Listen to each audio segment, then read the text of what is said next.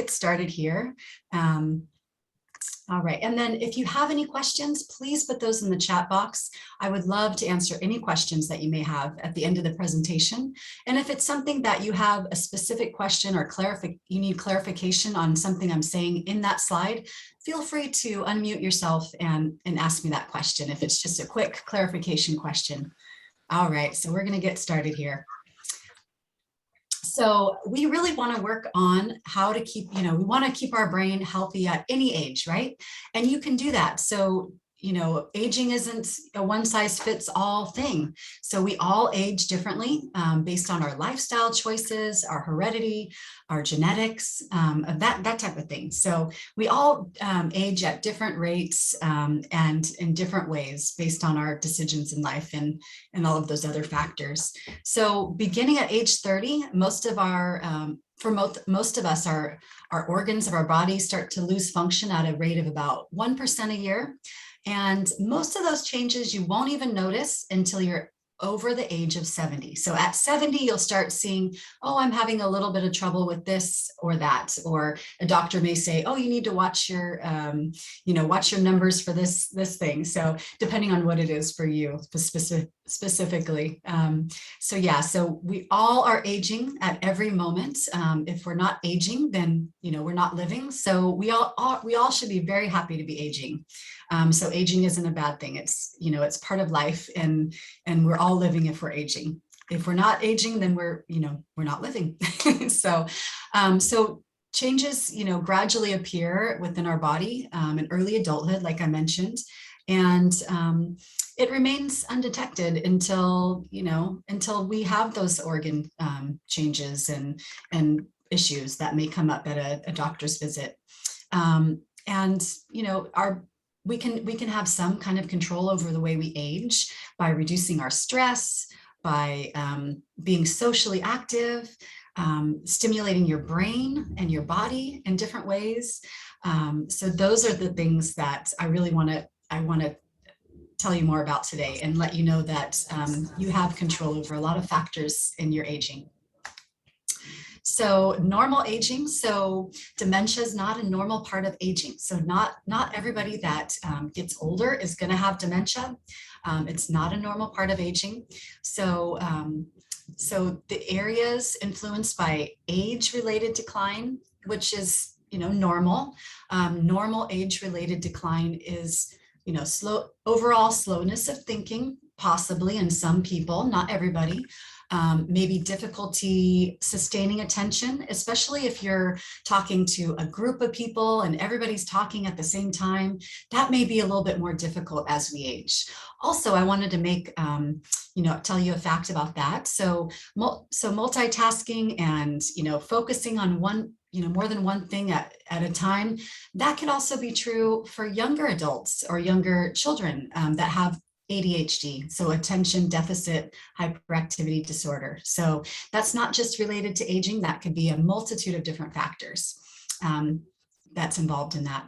So another thing that could be changed as we age is holding information in your mind. So finding that right word. And I'm in my 40s and I have trouble finding the right word sometimes. So just because you're having trouble finding the right word doesn't mean that you have dementia or that you should worry about that. So I just wanted to make that clear because a lot of people ask me questions about that. So not everything declines with aging, right? So not all of our thinking abilities decline with age. And there's some things that even improve with aging. So 3 remain unchanged or even improve, which are vocabulary, your reading and verbal reasoning. One-on-one communication may be easier as we age. Maybe not the large crowd and interacting with a huge family event or a large crowd, but that one-on-one conversation, it actually gets better as we age. And it's okay, I want to mention this. Some people say, well, I lose my car keys all the time. Does that mean that I have dementia or Alzheimer's, or should I be worried about that?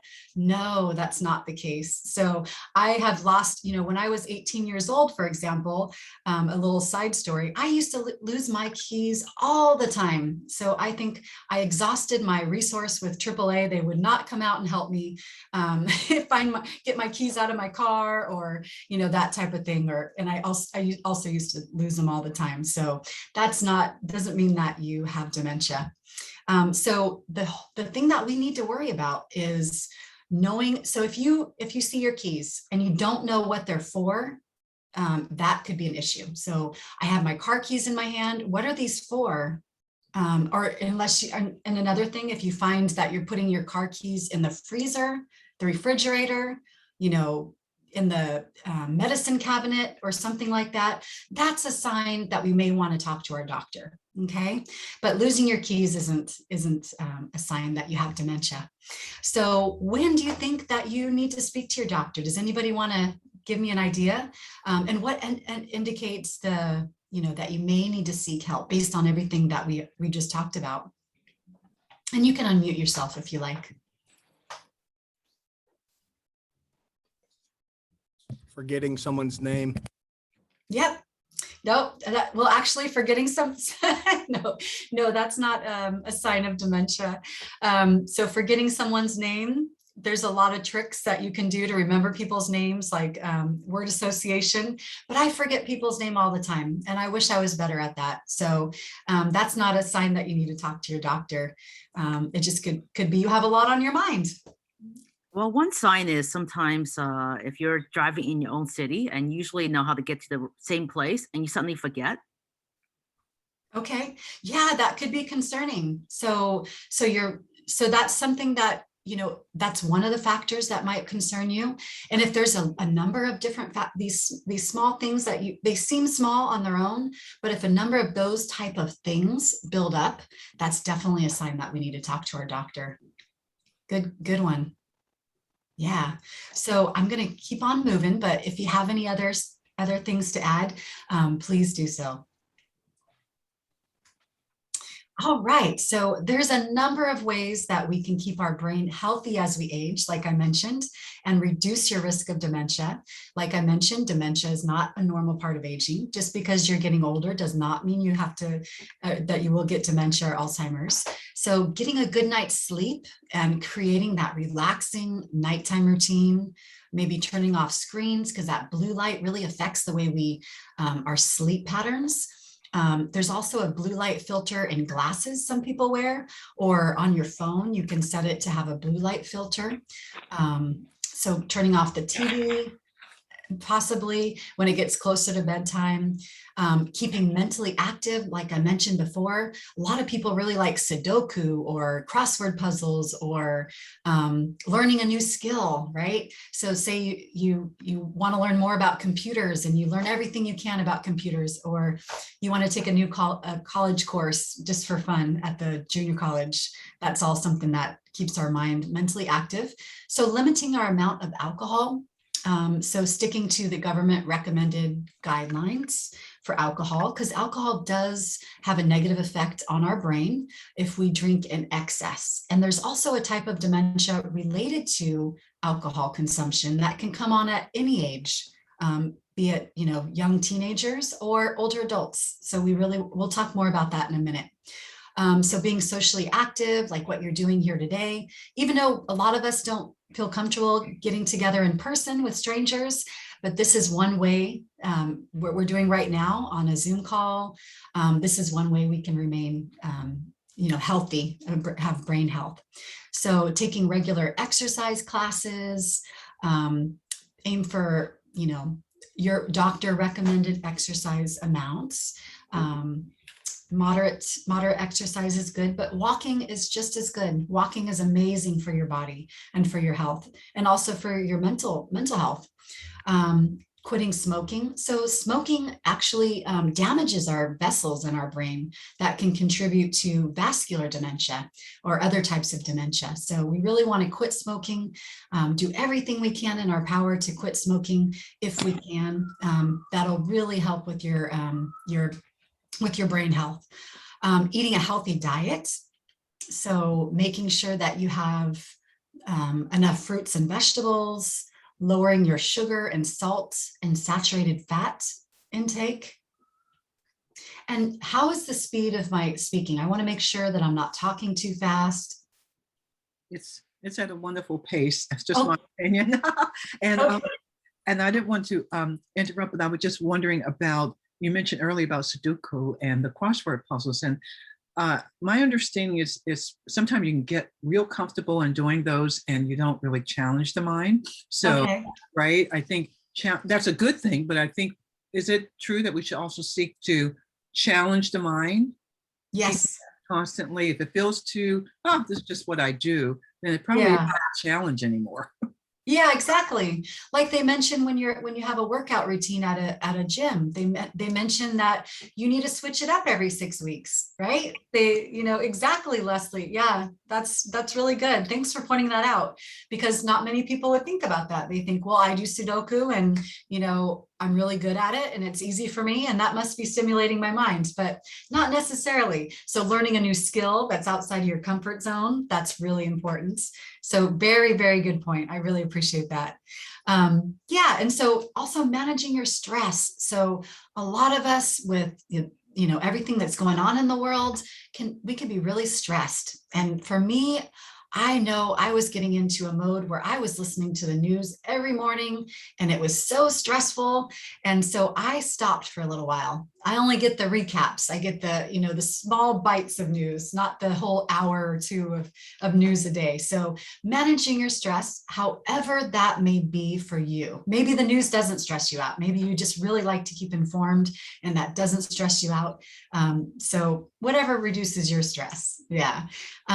Maintaining a healthy weight, right? So making sure that we have the number of calories that our doctor recommends for us. So they may recommend different calorie. So the normal is 2,500 for men and 2,000 calories a day for women, but it depends on what your doctor says. So you may be on a different plan with your doctor. So always listen to your medical provider. And just a disclaimer, I'm not a medical provider. I'm not a doctor. I have my master's in public health with the focus in community health education. And I really focus on older adults. So my undergrad is in gerontology, and I really love working with older adults. And I also work a lot with the veteran population. So, all right, next slide. Oh, I really wanted to show you this fun. I thought this slide was really fun to kind of see what different areas of our brain do, right? So the frontal lobe, it suppresses socially inappropriate behavior. It predicts consequences of actions, plays a role in the choice between good and bad, right? So if someone had a brain injury in the front of their brain, they may be inhibited. They may not be able to suppress those impulsive decisions that are maybe socially inappropriate, right? So that's just one thing to, if you see someone acting a certain way, you may want to think, oh, I wonder if they've had a brain injury in that area of their brain, because it's possible. That's the most common area that we have brain injuries in our lifetime. And brain injuries are, we really need to look out for those falls as older adults and as young children, right? So older adults and young children are at the highest risk of brain injury. So I just wanted to make sure to mention that, highlight that. The parietal lobe, that's in red there, and that assists with the interpretation of touch. It plays a role in the numbers of relationships. So helps to understand where objects are in space, and the shape of objects. Moving down to the occipital lobe, that's that area behind your, at the very back of your brain, but above the cerebellum still. And it's this makes sense of visual information. So when you hear of someone having vertigo, that's the part of their brain that may be affected. Right. So the cerebellum, so that's our base brain. That's the part of the brain that developed first. So that plays a major role in balance, motor functions, a lot of different things, right? So if that part is damaged, that's really an issue, because it plays a role in some of those things that we don't even think about, but that we do, right? So brainstem allows the transfer of information between your brain and the rest of your body. So it helps your brain tell the rest of your body what to do. And it plays a role in those automatic functions like heartbeat, your breathing, right? So that's also one of the first areas of your brain to develop as far as in evolution and as, in the development of the human brain when you're in utero. So temporal lobe, that assists with the perception of interpretation of sound, music and memory of music and recognizing objects and visual memory. So a lot of those type of things.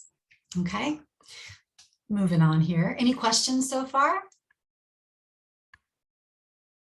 I really like that Leslie spoke up. So if anybody wants to speak up and ask clarifying questions or give some kind of input that maybe I haven't thought of, I would love to hear it. Okay. All right, so now let's understand what dementia is. So we want to make sure you know what it is. So I don't want you to be afraid of it happening, right? So I want you to be educated so that way you keep your brain healthy and you'll know the signs if someone you love or if you're suffering from signs of that. Right? So dementia is a name for a group of brain conditions, right? So those conditions make it harder to remember things, to reason, to communicate, and remembering, like we mentioned earlier, remembering someone's name or not remembering someone's name, that may not be a sign of dementia. But if you don't remember where your keys go, like you don't remember that they're to drive a car, or you put them in the freezer instead of on the, in the bowl right next to your door, if that's where you keep them, then that's an issue, right? So the most common form and the one that we hear most about in the news is Alzheimer's disease. That's the #1 form of dementia that we see in our population. So other types of dementias include vascular dementia. Like I mentioned, it's affecting the small mini strokes in your brain, those aneurysms, or from smoking, you may have damaged vessels that in that way that could occur. Frontal temporal dementia and Lewy body dementia, which is related to Parkinson's disease, Parkinsonian dementia sometimes. So years ago, when I was a young kid, we used to call it, so I remember someone calling my great-grandmother senile, right? Or, oh, they're just senile. We don't use the word senile anymore, or senility. So that's a no-no word. So it's not politically correct any longer, is what I'm trying to say. It's not a very sensitive word to say about someone who's losing their memory. But that's when people didn't know a whole bunch about dementia. We've learned so much since the time when I heard that word when I was a young person. So yeah, so it was thought to be a normal part of aging, the senile, losing memory and acting a little different. They thought that was a normal part of aging. So yeah, so it's not normal, and it's caused by ongoing damage to the cells in the brain. And Alzheimer's or any type of dementia can actually start, 10, 20, 10 years before you actually see symptoms. So that's why we're going to want to keep our brain as healthy as possible with those things that I mentioned, because you can have an effect on that, you want to be able to affect that as much as possible. I'm not saying that, healthy people don't get dementia, because that's not true. Healthy people can get dementia as well, but you want to do everything you can to keep your risk low. Okay. All right. So dementia is that umbrella term, and it's used to describe a range of symptoms with cognitive impairment or impairment in your thinking and reasoning skills, right? So Alzheimer's, we're seeing 50 to 75% of people that were diagnosed with dementia have Alzheimer's disease. And we have a lot of money and funding going into research on Alzheimer's disease. Vascular dementia is the next highest amount, with 20 to 30% of dementia cases, of all dementia cases. And Lewy body dementia. So Lewy body is a really challenging one. I actually worked with a caregiving organization. I taught caregivers and I did a lot of their onboarding, and they would tell me about working with clients that had Lewy body dementia. And that's really tough, because in Lewy body, some of the symptoms that they may have would be seeing things that aren't there, hearing things that aren't there, getting really scared and maybe acting out in a violent way at times, because they're so frightened because things that they think are there aren't there, and they can be really scary. And then frontal temporal dementia is 10 to 15% of the population that we're seeing that have dementia. And this is all credit to the Alzheimer's Institute. So that's where that slide credit came from. So different symptoms of dementia. I want to make sure you know what to look for in loved ones or people that you know that this may be coming on for them. So it depends on what part of the brain is affected, where you're going to see those symptoms and what type of symptoms that you may see. But the most common you'll see are memory loss, including, trouble finding with the directions and familiar tasks. Somebody mentioned you couldn't find your way to your house from the grocery store, which you've been going to for 40 years. That could be one indicator. That can be an indicator that you may have some memory challenges and that you may need to go talk to your doctor or gerontologist. So it's really important to have a good relationship with your doctor and gerontologist, someone you can trust, someone that your family, you feel comfortable discussing things with, that you can make decisions with them and with your family as a unit. So another more symptoms that could, indicate someone has dementia or that they may be suffering from the beginning of dementia. So language problems, right? So like keys. Well, what is a key for? What do I do with these? Going back to that key example, right? Some people that have spoke English most of their life, but their native tongue was Spanish. They may have trouble finding the right words in English, even though they spoke English for the last 40 years, right? So reverting back to the language that they had in the beginning of their life, that could be something. So, just one of the number of things to look out for, and maybe not understanding, what the words mean, right? And what's being said. And I want to make a disclaimer there, because a lot of people have problems with hearing. It's not that they have dementia, it's that they have problems hearing. They may speak louder and you think that they're being argumentative or yelling at you, but they could have a lot of trouble with hearing, and it may present as dementia, which they may not even have. So getting your hearing checked regularly, talking to your doctor when you're having trouble with these kind of troubles, they can rule out if it's hearing problems. So that's really important. Hearing is another thing we really want to get checked out. So difficulty planning, organizing, concentration, judgment. So people that have the dementia may need more help with those activities of daily living, like managing their checkbook, or cleaning their house, or making appointments, getting to doctor's appointments, driving. And a lot of people may not recognize their own symptoms. So it's really important to have a good relationship with people that are in your life. It may not necessarily, maybe you don't have a great relationship with your family, and that's okay. But, maybe you go to the same senior center like every day or, once a week, and just having a good relationship with those folks, being social. That's why socially active people are staying healthy longer, because they have that interaction with other people. Someone can tell they have a warm relationship where they feel comfortable talking to people about things that come up. So that's really important.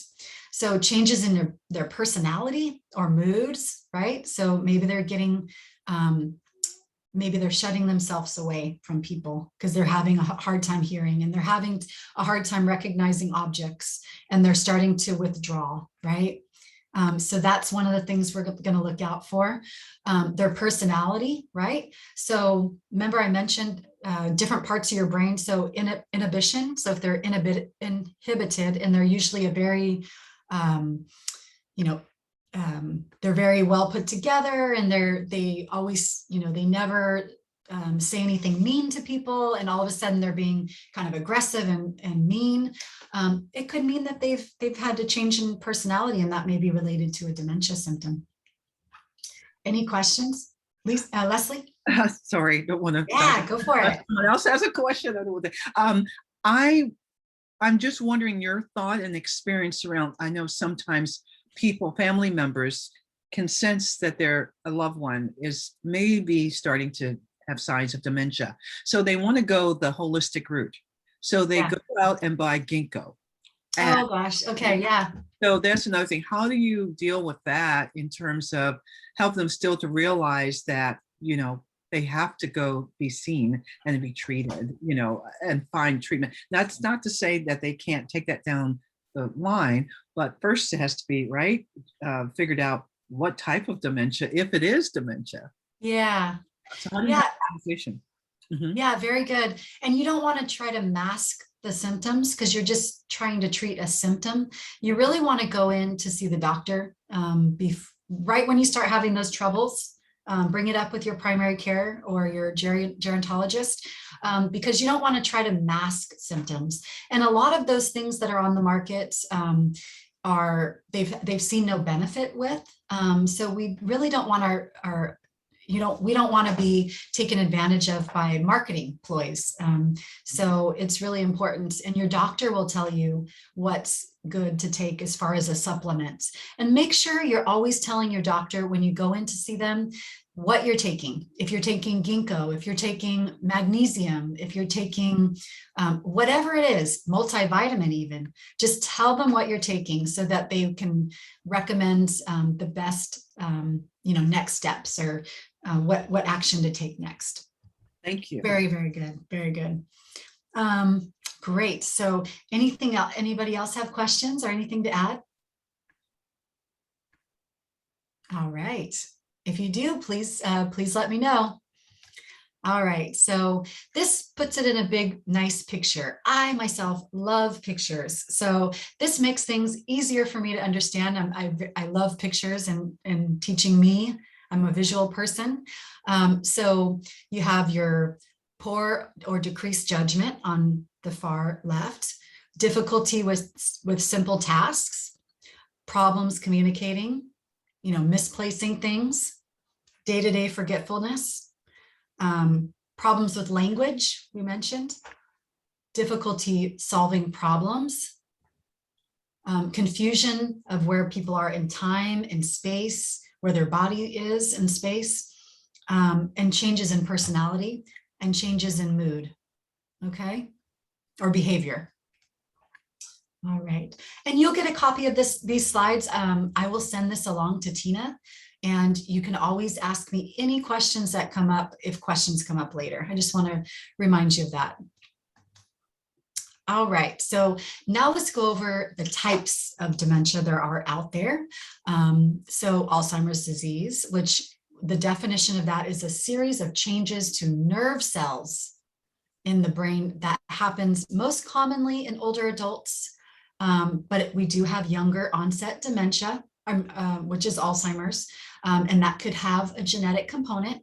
One thing I want to say about the genetic component, a lot of people think that they can use 23andMe and it could tell them if they're at risk for dementia or Alzheimer's, but they don't get very deep, and they could do more to scare people than anything. So people may think, oh, well, I'm gonna get Alzheimer's because 23andMe said it, and I just know that that's gonna happen, so I'm not gonna take care of my health, or I'm gonna, do this or that related to that information.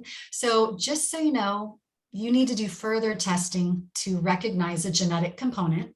First of all, those, heredity and 23andMe, ancestry, all of those, they don't dig very deep. It's very surface level, and it could be incorrect even.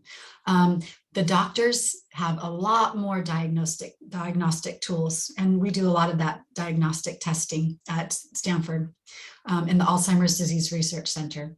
And so, yeah, the genetic component that may be involved, and, people that get it younger, maybe 50, 60, earlier, really sad, but that could have a genetic component. But it's the most common of all the dementia that we're seeing is Alzheimer's disease. And even if you go through all the testing with Stanford and they say, oh, you have a genetic component related to Alzheimer's disease, it does not mean that you're going to get it for sure. Okay, so I don't want you to be afraid if that is the case for you, that you have a genetic component, because it doesn't mean that you will for sure get dementia or Alzheimer's. So vascular dementia, it's like a stroke or a series of strokes that can cause brain damage that leads to dementia, right? So vascular dementia. So those veins and those arteries and the vascular system of our brain has been damaged. So that's what can cause dementia. So abnormal proteins in the brain. So those proteins that we're seeing, those are associated with Lewy body dementia. And they're called Lewy bodies, and they can build up in the certain parts of the brain and cause that damage because of that buildup, right? The related diseases are called dementia with Lewy bodies and Parkinson disease dementia, okay? Yeah, so just wanted to let you know the Parkinson component. And we see people with all types of dementia at the Alzheimer's Disease Research Center. And in our study, we're recruiting for older adults and their caregivers with any type of dementia, and especially people that are from a non-Caucasian background. So we need more people of different cultures and backgrounds in our research, because we want to make sure it's relevant to them. Okay, we need to make sure our research is relevant and it benefits the whole population, not just white Americans, right? So that's why we need more people in research. So frontal temporal dementia. So this happens where the damage to the parts of the brain known as the frontal temporal lobes, right? We already mentioned that. Those are damaged, right? So the related disease are called, there's related diseases, that are related to that type of dementia, and it's called Pick's disease, corticobasal degeneration, and primary progressive aphasia. I know those are a lot of big medical terms, and I didn't want to get too far into the weeds there, but if you've heard of those things, that could be, that could have an association. What are those symptoms? How are they exposed? I'm sorry? How are those exposed to symptoms? What do you see when? So the symptoms of frontal temporal, so it could have a number of the symptoms that we mentioned. I can't think of any that are directly only related to frontal temporal. I would say it would be a good mix of all the symptoms that we've talked about. Yeah. Good question.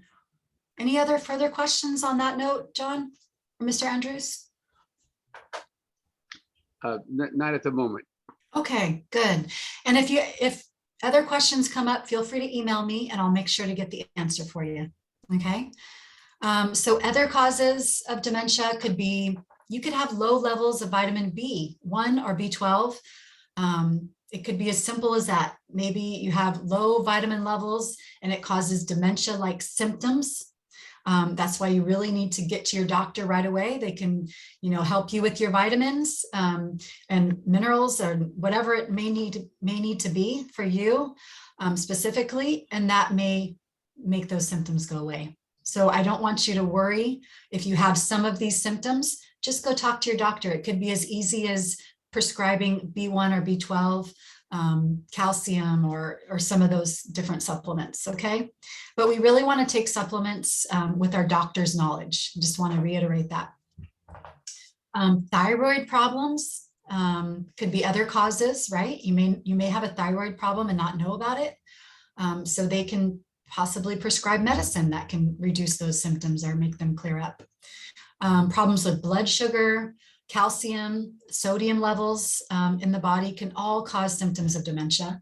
And once these are treated, the dementia can get better, right? So don't worry if you have some of these symptoms we mentioned, just go talk to your doctor. It could be something simple, and you don't want to worry for no reason. You just want to get it checked out and get it fixed, right? If you can. Alcohol-related dementia. I mentioned earlier that this can happen in all ages due to alcohol consumption, regardless of gender, body height, type, anything. So this is a result from consuming many, many alcoholic beverages in great quantities. So you'll see this with, I have a personal story. So I have an uncle who had alcohol-related dementia, right? So he was a heavy drinker, alcoholic, and so he started having dementia as he got older. And he got a caregiver. He was able to stop smoking, stop drinking, and the dementia cleared up a bit. So he still has some damage from those years of heavy smoking, heavy drinking, but a lot of the symptoms did clear up or get better. Okay. And then also teenagers, you know, the heavy partying at college or something of that sort, that could cause dementia. And we hate to see that in our young adults also. Is dementia hereditary? There is a hereditary factor, like I mentioned earlier, but you want to make sure you're going to the doctor to get the genetic screening, because 23andMe and Ancestry.com, they don't really do a deep screening, and they can do more to scare us than to help us in some ways. But good question, Yolanda, Mrs. Garcia. Yeah. Any other follow-up questions on that, Mrs. Garcia? Okay, so how does dementia affect the brain, right? So the brain controls all the workings of the mind, the body, how we communicate, how we walk, everything about who we are, right? Your brain affects everything about who we are. And so with dementia, the nerve cells in the brain are gradually damaged or destroyed over time. And the parts of the brain begin to shrink, or in medical terms, atrophy.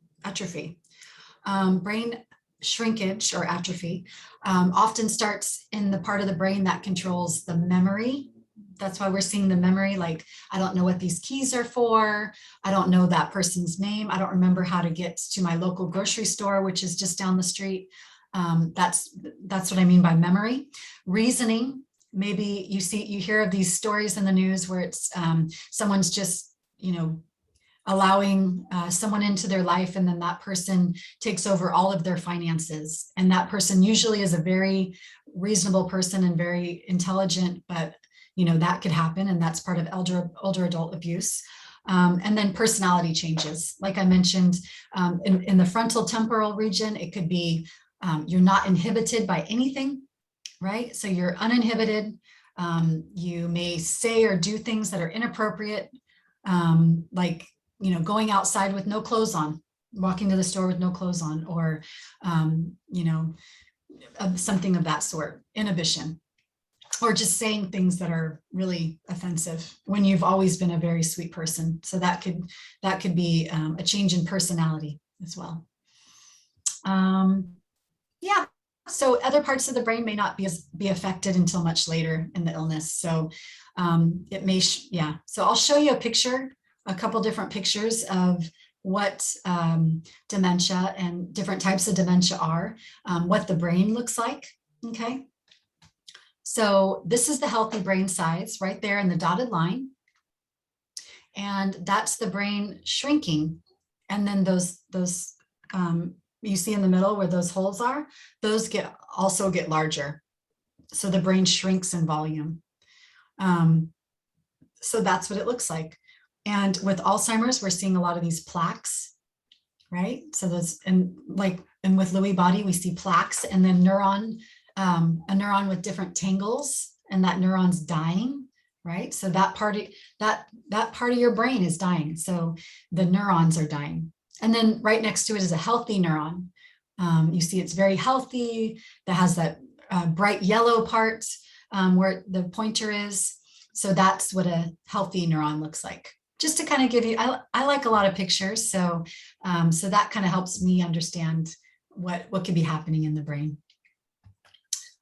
Here's an image of vascular dementia, both a person with a healthy brain. Well, actually, no, this is both just vascular dementia imaging.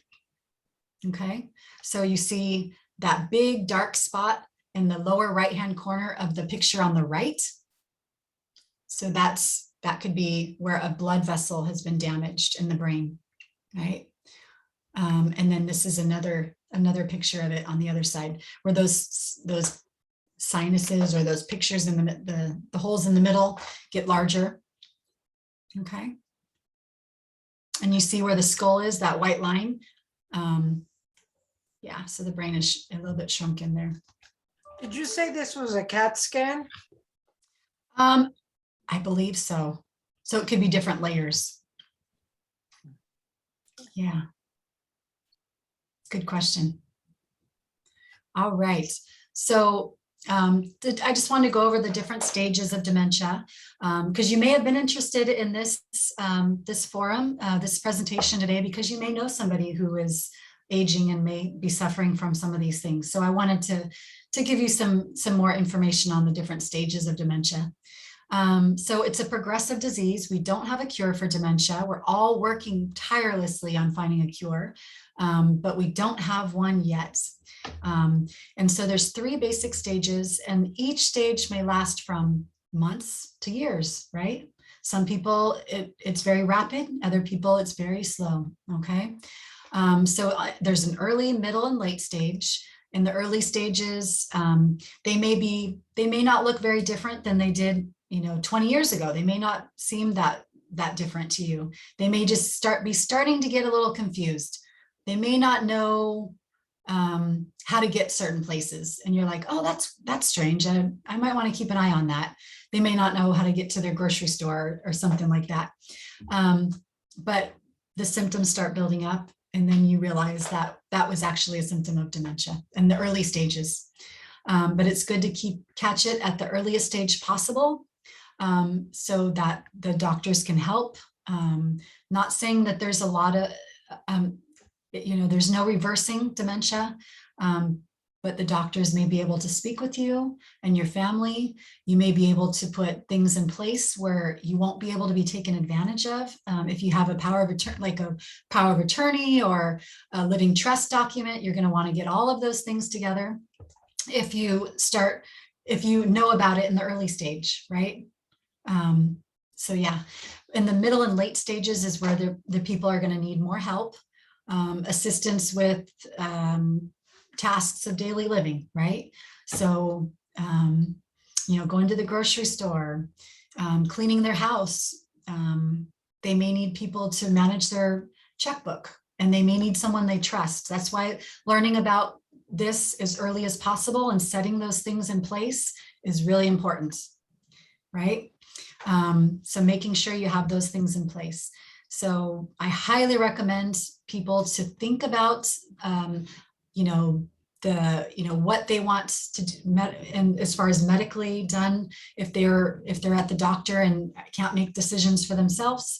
We all need to be. I have even thought about that. I'm in my 40s. I have a living trust, living will, and I have my healthcare directives. Highly recommend that. Never too young to get that.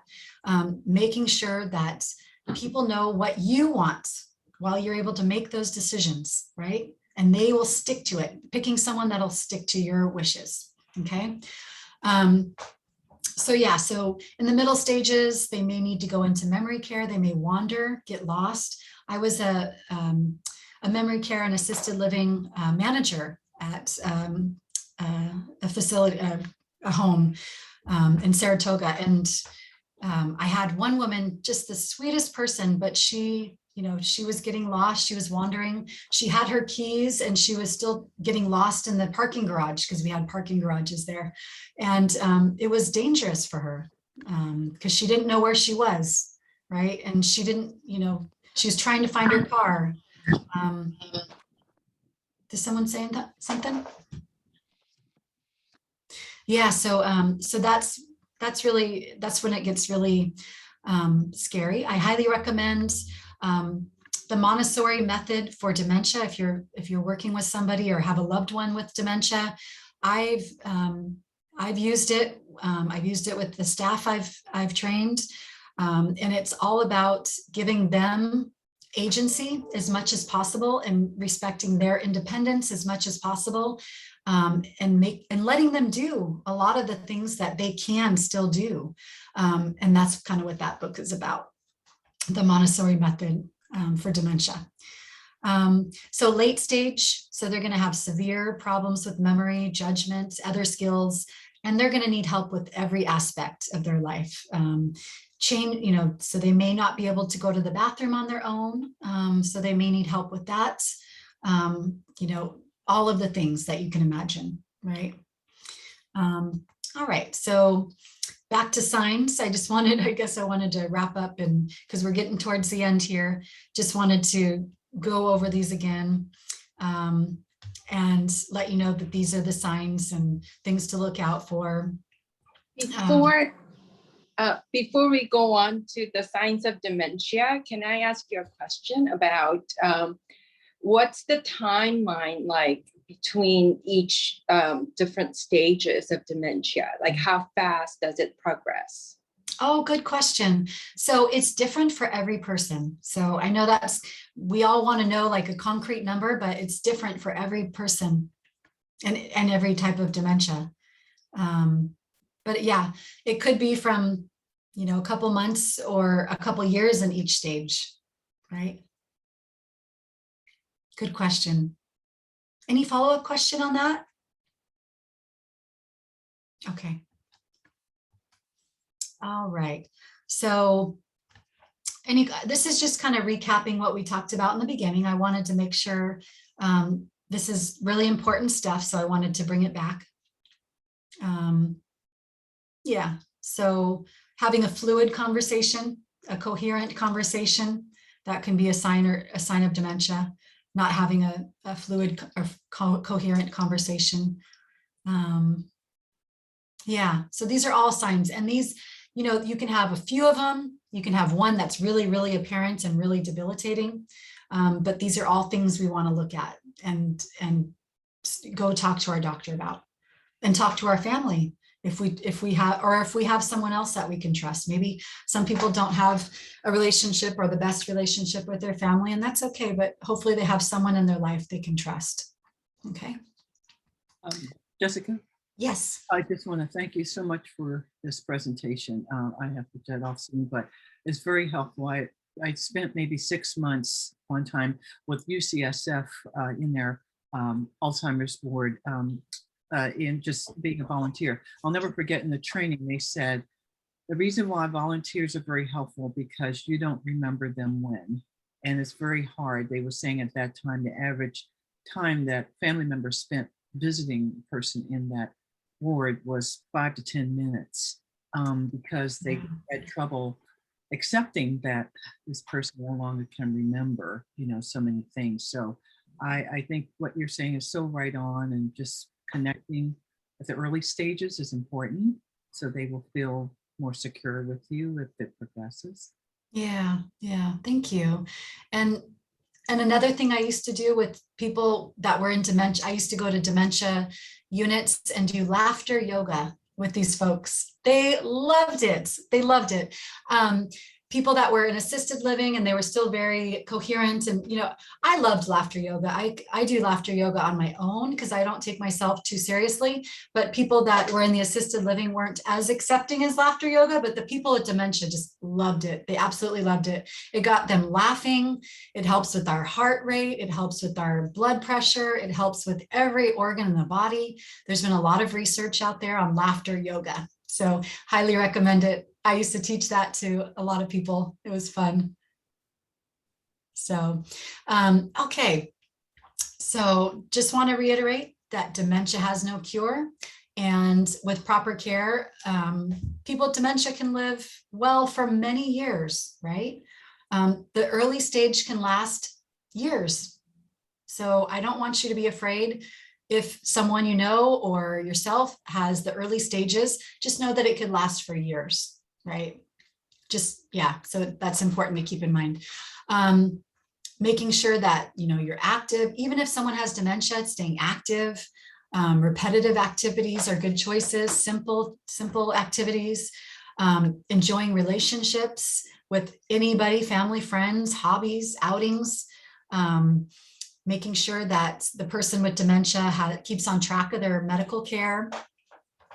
I wanted to make, you know, I'll let you, I'm not going to read everything there, but I wanted to make sure that you knew about the new medicine that was on the market for Alzheimer's. There's a lot of controversy about that.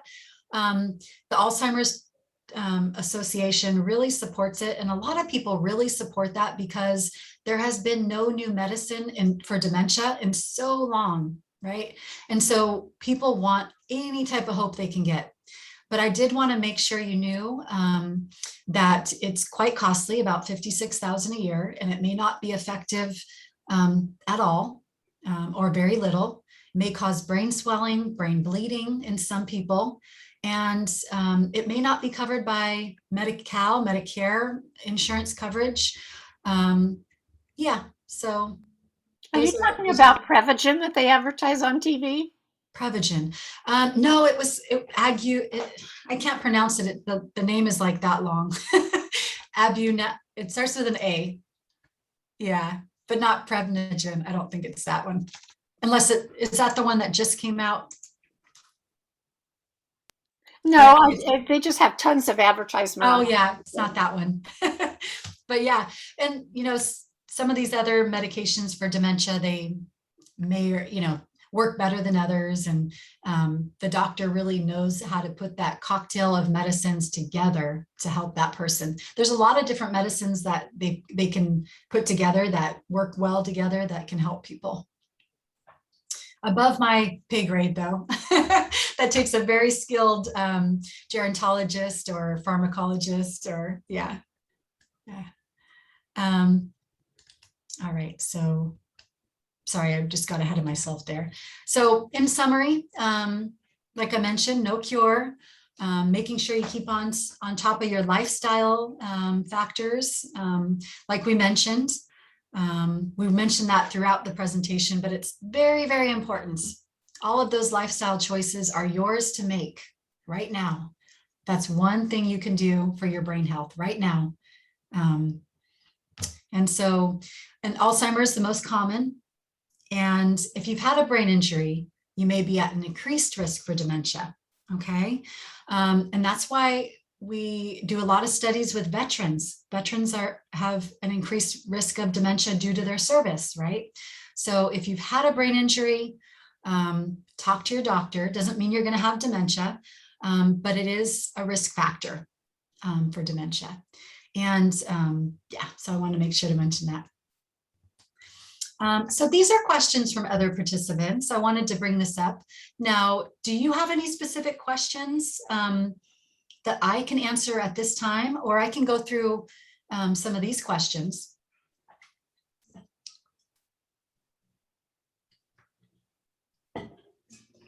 My wife has dementia, and we have home care, and she treats him badly, really badly. Yeah. Verbally and kicking and grabbing, and anyway, not good. Yes, yes. I've worked with people that that was the case. And she was, yeah, it's very difficult for family members to see that, to go through that. So my heart goes out to you, because being a family member with, you know, a loved one with dementia is very, very difficult. But there's lots of support in place. The Alzheimer's Association has support groups. You're not alone ever with a person, you know, so I want you to know that they have an 800 number. You can call night or day to get help with that person with dementia. And there's a lot of support out there. Good, good. Thanks for sharing, John, or Mr. Matthews. All right, so I'll go through some of the. I have a question. Yeah, go ahead. Where do we get that 800 number? Yeah, it's on the alz.org. So alz.org. That's the Alzheimer's Association website. Oh, okay. And you can type in the search function, support groups. They'll have one in your area possibly. Yeah, and the 800 number should be there. If you don't find it, let me know. I can help you navigate that website, or you can just type it in the search function. Mhm. Okay. Are you saying ALV as in Victor or ALB A as is in in Bravo? apple, L is in lion, Z is in zebra. Z, okay, thank you. Z.org. O-R-G. So lots of support out there. I go to the Alzheimer's Association conference every year. You can too, if you know someone suffering from Alzheimer's or dementia of any type. They're usually once a year. Pre-COVID, I used to go every single year and learn about all the new research that's come out, all the new things that they're learning about Alzheimer's. And I'm not a medical person. I don't understand a lot of the jargon that medical people use, but it's very easy for me to understand. A lot of it is. So I highly encourage you to go to an Alzheimer's Association conference. They're usually in South San Francisco, but they have smaller conferences. Some are for caregivers specifically, and it's all for the caregiver. It's all about caregiving for someone with dementia. And it's a whole conference on it. And they also, I'm not sure if they can try to figure out respite care but you can ask on the 800 number. Yeah, but they do a lot for the caregivers. Is there something that the caregiver can do for someone that has beginning Alzheimer's dementia? His mother asks questions all the time, every 3 minutes. Yeah. She's asking questions. She's always misplacing things, and some things she doesn't even own, and she's saying she's looking for them, and she can't hold a conversation.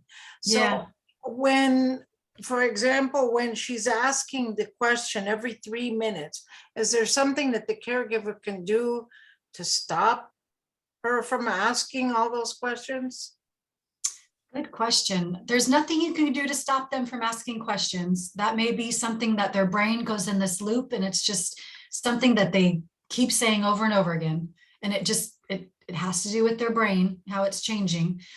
What you can do to make it better for your own mental health or the family member's mental health is, writing things down everywhere, making sure that you can, like, if you're tired of saying the same thing over and over again, you can, have it like on a voice recorder. I mean, I've heard of that. But there's a lot of these really good tips in that Montessori method for Alzheimer's or dementia. It's available on Amazon. I mean, I don't know the author. I'm not getting any money out of this or anything, but that's just one of the ones I've used. There's a lot of good resources in book format. If you're a person that likes to bounce ideas off of other people and learn from other people's experience, I highly recommend a caregiver support group. Even if someone's a paid caregiver, I highly recommend it. Even if they're not, it's not a family member, they're getting paid to care for that person. A caregiver support group is really important because like Mr. Matthews said, people with these issues could be very mean and, and that maybe that's not who they are. It's just their disease that's talking. But to deal with your own mental health after being, after working in that field, it's such a tough field to work in. So good question. Thank you. I'm curious, what is laughter yoga? Well, I'm glad you asked. Yeah, so laughter yoga was established in 1992 by a medical doctor, a heart doctor, Dr. Kataria, and he started it in India. So in India, you'll walk around and you'll see people in the park at like 6 a.m. clapping and like laughing and like doing these, it sounds so funny, but it's their way of exercising. And it's a great way for older adults that aren't, even for people like that are little kids, they use it in elementary schools to help to help with children and their attention span and their behavior problems. They've used it, and they've also used it with older adults and to help them with their behavioral issues, or because laughter stimulates a deep place in our brain. And so, yeah, I highly recommend. So Google laughter yoga, and you'll find all the research studies. There's been research done on it. Yeah, but it's good for every aspect. So you can make up things. It's like really playful. So you can go back. I used to do we learned like milkshake laughter. So you're pretending you have a milkshake in each hand, like you have those old fashioned milkshake. I'll do a laughter yoga example with you if the people have time. Jessica, we're actually running out of time right now. Okay, no problem. We will definitely invite you back for another session of laughter yoga. Okay. Just wanted to share my information. And Jessica, you will send me this deck, and I'll send it to the I audience. will. Great. Thank you so much, Jessica. This was so informative. We appreciate it. Okay, thank you. I appreciate your time, everyone. Have a great day, and reach out if you have any questions. Thank you. And you could send all this material to us, please? Yes. Thank you.